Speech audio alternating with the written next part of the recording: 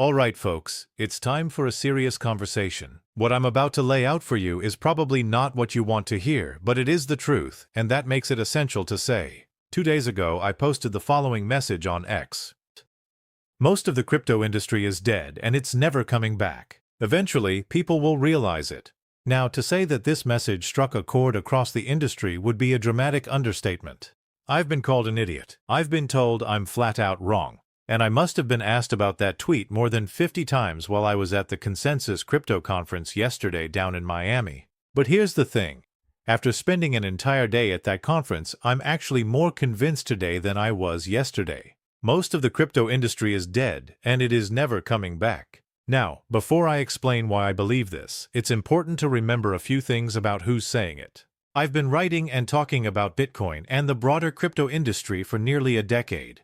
I'm generally an optimistic person. I genuinely want to see people and companies succeed. Frankly, I could never be a short seller. I simply don't carry the pessimist gene. It takes a tremendous amount for me to publicly address the negative aspects of the crypto industry, or of any company or person within it.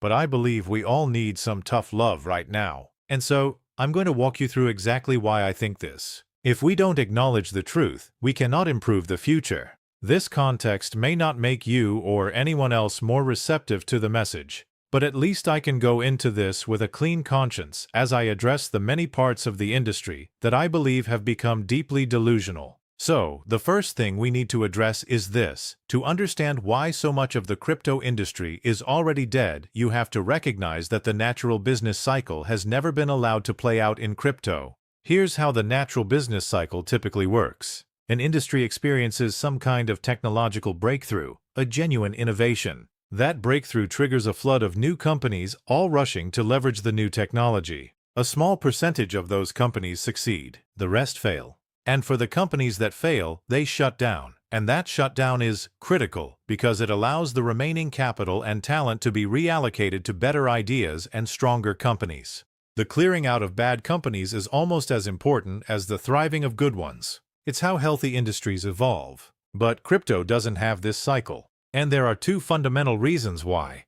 The first reason, blockchains almost never shut down. The second, coins almost never go to zero. Let's talk about the blockchains first. It is nearly impossible to shut down a blockchain because the software can remain operational as long as just one or two people continue to run the network. And so, if the network never shuts down, there's this persistent illusion that the blockchain is somehow alive, that it's operational, that it's being used, that it still matters. Let's call these what they are: ghost chains. These ghost chains are far more prevalent across the industry than most people are willing to admit. They float around in the background, technically running, technically not dead, but serving no real purpose, attracting no meaningful users, and generating no actual value.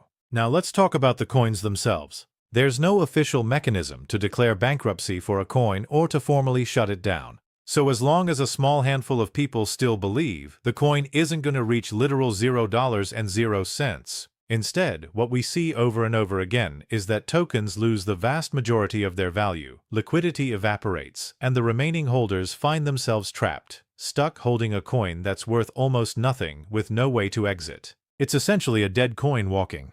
Eventually, some exchanges delist the illiquid coin, but usually the coin just lingers in permanent irrelevancy. Let's call these zombie coins. And like ghost chains, zombie coins are far more prevalent than people want to acknowledge. Ghost chains and zombie coins together make up a massive percentage of the crypto industry. There are millions of coins. There are thousands of blockchains. Those two facts alone make my original claim accurate. Most of the crypto industry is dead. Because you have to ask yourself honestly, does anyone actually believe that millions of crypto coins are going to thrive in the future? I doubt it. I was on stage yesterday and I asked the audience directly, do you think millions of coins are going to succeed? Literally 0 people raised their hand. So whether people like hearing it or not, they already know the truth.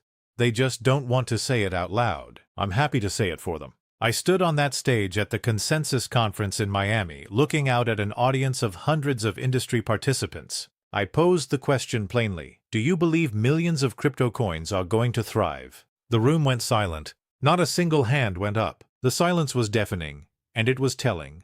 The industry knows. They just haven't come to terms with it yet. But there's more to this story than just zombie coins and ghost chains. The second major crisis plaguing crypto is what I call a lack of true believers. The industry used to be defined by hardcore missionaries, people with deeply specific views of the world who would genuinely rather see Bitcoin succeed than personally make money if forced to choose between the two. The success of the technology, the success of the broader mission, was more important to them than their personal net worth. But those days appear to be over. Missionaries are increasingly hard to find. In their place, the industry has become overrun with mercenaries, people willing to chase whatever direction the financial reward is greatest. These mercenaries are purely focused on speculation, completely devoid of any deeper worldview or conviction about what this technology is supposed to accomplish. As the saying goes, if you don't stand for something, you'll fall for anything. And that's exactly what's happening across the industry. You can see the mercenary effect clearly everywhere you look. It manifests in the short-lived meme tokens that spike and crash within hours. It shows up in the prevalence of outright scam coins. You see it in the constant market manipulation, in the escalating yield farming rates designed to lure in unsuspecting participants, and in what I call vaporware product launches. Announcements engineered to capture attention and generate hype rather than actually solve real problems for real users. When mercenaries outnumber the missionaries, the broader crypto industry ends up being run by people who don't understand, or simply don't believe in, the original vision for why this technology was created in the first place. And then there's a third fracture I want to address. There's a clear and growing divergence between the interests of what I call the investor class and the "we hate investors" class. Browse the online commentary for even 5 minutes and you'll find it littered with people claiming that VCs are bad for crypto, that large financial institutions are a net negative for the industry, or that regulation shouldn't exist at all. In my opinion, these ideas are not only misguided, they're actively accelerating the death of large swaths of the industry. Take venture capitalists as an example. They literally funded almost every company that helped people buy, store, or send Bitcoin during the first decade of the asset's existence. We would not have the Bitcoin infrastructure we rely on today without venture capital. VCs are also responsible for funding most of the largest and most important projects, companies, and coins in the entire space. Now consider the large financial institutions. They're pouring capital into multiple areas of the crypto ecosystem. And in my opinion, this may be one of the most important dynamics to watch, where these institutions are putting their money. These are large, sophisticated, well-resourced companies, and they are rapidly eating market share away from crypto-native firms. So in a very real sense, our crypto is dying and being replaced by the incumbents. I don't think every crypto-native company is going to be displaced, but the majority of them are facing immense competition, and some are even being acquired outright by the legacy financial system. As each one of those companies falls or surrenders, another piece of the crypto industry as we knew it dies with it. Let me give you a concrete example. Take Morgan Stanley. They recently announced that they're launching Bitcoin trading directly on E-Trade. Why is that such a big deal? E-Trade has 8.6 million clients, and Morgan Stanley is going to offer Bitcoin trading with cheaper fees than both Coinbase and Charles Schwab. Think about what that means. Up until now, Morgan Stanley, Goldman Sachs, and JP Morgan offered exposure to Bitcoin only through the ETF wrapper, through firms like Mike Novogratz's Galaxy. They had never gone direct, never provided their clients with direct access to Bitcoin, Solana, or Ethereum trading. But now they're doing exactly that. Morgan Stanley is rolling this out through E-Trade using a startup called Zero Hash, which has been around for 7 or 8 years but has now secured institutional backing. It's partly owned by Morgan Stanley, partly by SoFi, and partly by Apollo. These major players are expressing a clear opinion. Zero Hash is an infrastructure play that will allow banks and fintechs to connect directly to the crypto economy. So with that context, ask yourself, what percentage of crypto trading volume do you think is ultimately going to end up flowing through traditional brokerage venues, ETFs, the New York Stock Exchange, or NASDAQ, compared to crypto-native platforms? I don't know the exact number, but it's going to be substantial. And that is a massive narrative violation. At the same time, crypto-native firms are racing in the opposite direction, frantically adding non-crypto components to their businesses. They're incorporating equities trading, prediction markets, options, commodities, any asset class that might bring them new customers, new assets under custody, or new revenue streams. These companies need to grow, and they've realized they must expand beyond crypto to survive. Ask yourself, is Robinhood a crypto company or a traditional brokerage? Is Coinbase a traditional brokerage or a crypto company? This is where you see the melding of the legacy financial system and the crypto industry happening in real time. The lines are blurring, and they're only going to blur further. And then there's Michael Saylor. Yesterday, on Strategy's earnings call, he mentioned something that would have been considered absolute blasphemy just a few years ago. He could potentially sell Bitcoin in the future to fund the company's stretched dividend payments. His reasoning was straightforward. He compared it to a real estate development company that buys land at $10,000 an acre and sells it at $100,000 an acre, then uses the profit to buy more land or cover interest on debt used to acquire more land. Nobody would say that's bad for real estate prices. Nobody would say it proves the business model doesn't work. Real estate development companies exist to buy land cheap and sell it at a premium. We're like a Bitcoin development company, Saylor explained. We buy it cheap, we sell it dear. Capital gains fund credit dividends. That is the essence of the business. He laid it out simply. You buy Bitcoin with credit, you let it appreciate, then you sell Bitcoin to pay the dividend. As long as you're issuing credit in excess of the break-even point, the business works and grows indefinitely. What's remarkable is that after Michael said all of this, Bitcoin's price actually went higher. That is a major narrative violation for what people assumed would happen if Saylor ever suggested selling. A few years ago, this commentary would have been heresy. Today, it's a rational perspective, and the market recognizes it. Because here's the reality. The crypto industry, as most people knew it, is dying.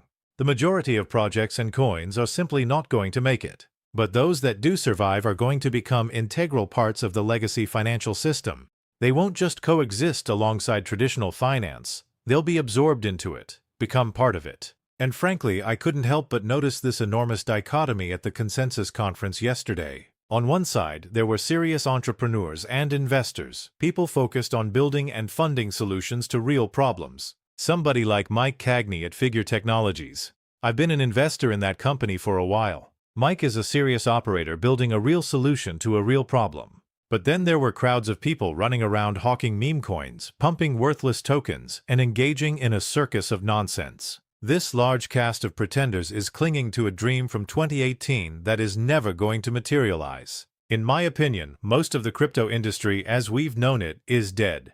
But not everything is going to die. I personally believe there are 4 major areas that will accrue meaningful value moving forward. 1. Bitcoin. 2. Stablecoins. 3. Infrastructure. 4. Tokenization. These 4 areas are likely to survive and thrive because they serve a critical function. Upgrading the legacy financial system. They represent real utility, real demand, and real integration potential. Everything else? People need to adjust their perspective to incorporate the reality of the current market. I'll leave you with one final image that perfectly encapsulates everything I've been saying. As I walked into the Consensus Conference yesterday, there was a large booth right near the entrance. It was titled, The Crypto Carnival. Take a look at that and let it sink in. We do not need more carnivals. We do not need more nonsense. We are in a competition with legacy financial firms that have vast resources and extraordinarily smart people.